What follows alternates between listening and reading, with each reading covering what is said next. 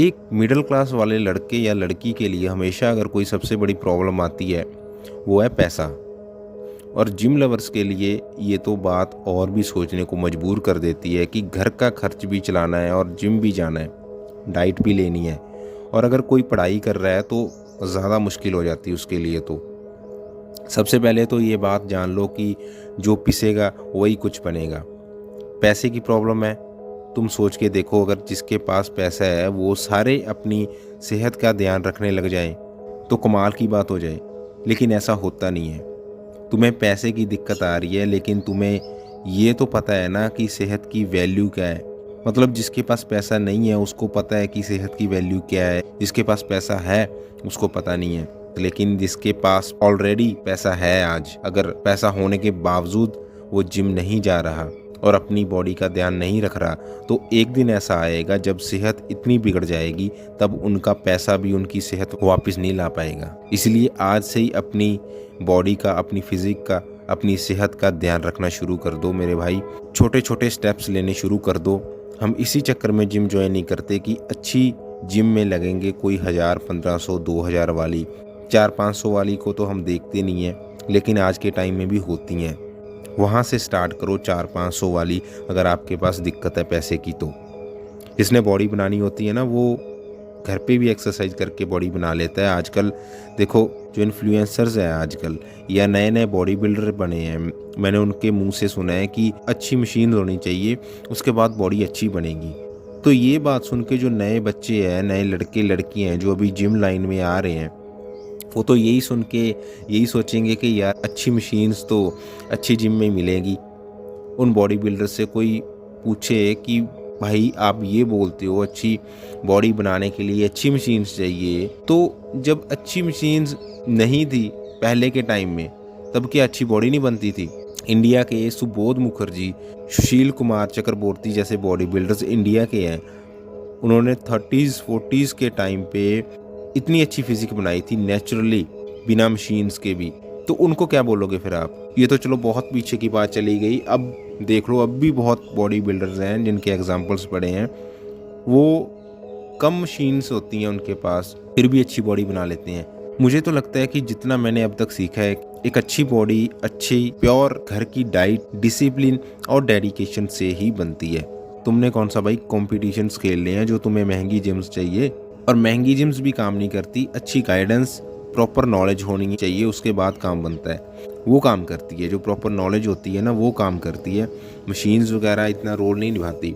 और एक महंगी जिम खुली थी हमारे पास में इधर, शायद 25,000 ऐसा कुछ लेते हैं वो साल की फ़ीस। तो मैंने उसमें जाने वाले लड़कों को देखा है, 1 साल हो गया ना तो उनका पेट कम हुआ अभी तक और ना ही उनमें से कोई बॉडी बिल्डर बना है। तो क्या फ़ायदा इतनी महंगी जिम का? बस रील्स बनानी हो तो चले जाओ, वो उसके लिए तो, या फालतू पैसा है तो चले जाओ महंगी जिम्स। वो सी लोगों ने तो ये धंधा बना लिया महंगी जिम्स का। डोरियन येट्स जैसे बॉडी बिल्डर्स और भी बहुत से बॉडी बिल्डर्स हैं, वो आजकल की फैंसी जिम्स के खिलाफ हैं। कहते भी अगर वर्कआउट करना है तो वहाँ जाके करो जहाँ तुम पिसो, जहाँ तुम्हें ताम जाम देखने को ना मिले। लेकिन ये आजकल के ट्रेंड्स हैं, चल रहे हैं। नए जो हैं जिनको इतनी नॉलेज नहीं है, लड़के लड़कियाँ, वो फॉलो कर लेते हैं क्योंकि सोशल मीडिया का टाइम है। अब अफ्रीकन्स देखा होगा उनको, उन्होंने देसी जुगाड़ करके जिम्स बनाई होती हैं, होममेड सारे इक्विपमेंट्स होते हैं उनके, तो उसी से कितनी अच्छी बॉडी होती है। अब ये मत कहना कि भाई उनके जेनेटिक्स है। मतलब मेरा कहने का मतलब है कि मेहनत करो बॉडी बनेगी। 500-400 वाली जिम जाओ, रोज़ 6-7 केले खाओ, दूध पियो, सस्ती डाइट्स भी बहुत होती हैं वो लो, घी खाओ उसमें कैलोरीज होती हैं। मतलब सस्ते में सब कुछ हो सकता है। बॉडी वेट से अगर एक्सरसाइज करोगे लगातार करके देखो, साल 6 महीने बहुत डिफरेंस आएगा आपकी फिजिक में। घर की प्योर चीज़ें खाओ, जैसे एज इट इज़ प्रोटीन आता है, प्रोटीन नहीं पूरा होगा। मैं ये नहीं कह रहा कि घर की चीज़ें खा के प्रोटीन पूरा कर लो, मैं उन लोगों में से ऐसी बात नहीं करूँगा, नहीं होगा भाई, मानता हूँ मैं भी प्रोटीन नहीं पूरा होगा। अगर हम अच्छा खासा मतलब वेट उठाने लग जाए ना तो घर की डाइट से प्रोटीन नहीं पूरा होता। तो एज इट इज़ जैसे प्रोटीन्स जो जो आते हैं वो ले लो, वो सस्ते होते हैं, वो खाओ। मतलब ऐसी चीज़ें खाने लग जाओ जिससे आपको सस्ती भी पड़े और इफ़ेक्टिव भी हो। कोई ऐसी चीज़ मत यूज़ करो जो नई मार्केट में आई हो, जिसके बारे में, ब्रांड के बारे में हमें पता ही नहीं है। जो ऑलरेडी एग्जिस्ट करता है ना, जिसका नाम बना हुआ काफ़ी सालों से, उसको यूज़ करो। कोई भी सक्सेसफुल या जिसका नाम बना हुआ देखा हुआ आपने बॉडी बिल्डिंग में या फिटनेस में, स्पोर्ट्स में, तो वो स्टार्टिंग से अमीर नहीं था या स्टार्टिंग से ही वो 2000 वाली जिम में नहीं गया था। सस्ते से शुरू किया उन्होंने, जो ज़ीरो लेवल था। कोई भी उठा के देख लो आप।